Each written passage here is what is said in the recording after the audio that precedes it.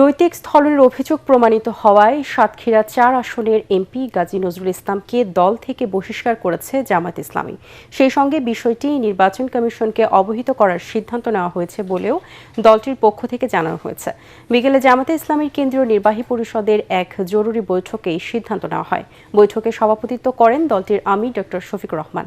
এদিকে গাজী নজরুল ইসলামের এমপির সাথে এক কিশোরীর অন্তরঙ্গ মুহূর্তের ভিডিও ছড়িয়ে পড়া নিয়ে উত্তাল হয়ে উঠেছে সাতক্ষীরার শ্যামনগর।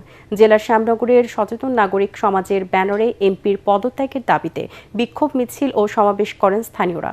মিছিলটি উপজেলার প্রধান সড়ক ঘুরে প্রেসক্লাব চত্বরে গিয়ে শেষ হয়। সেখানে এমপির কুশপুত্তলিকা দাহ করেন বিক্ষুব্ধরা।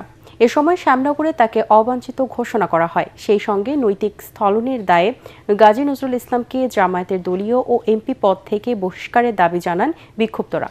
এ সময় বক্তব্য রাখেন উপজেলায় বিএনপির সাবেক আহ্বায়ক সোলাইমান কবির, সাবেক সহসভাপতি অধ্যাপক Abu Saeed, advocate Ashek Elahi Munna, Gabura UP chairman Masudul Alam, Padmapukur union chairman Amjadul Islam, জাতীয় মহিলা সংস্কার উপজেলা সভাপতি নূরজাহান পারভিন ঝর্ণা সহ অনেকে।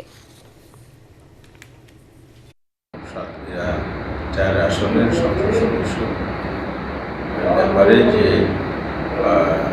অপরাধটি তদন্তের মাধ্যমে প্রমাণিত হয়েছে সেটাতে নৈতিক পদস্খলন হওয়ায় সাংগঠনিক গঠনতন্ত্রের ৬২ নম্বর ধারা অনুযায়ী তাদের দল থেকে বহিষ্কারের সিদ্ধান্ত নিয়েছে। দলের আদর্শ নীতি নৈতিকতাকে বেশি গুরুত্ব দেয়। এখানে ব্যক্তির দায়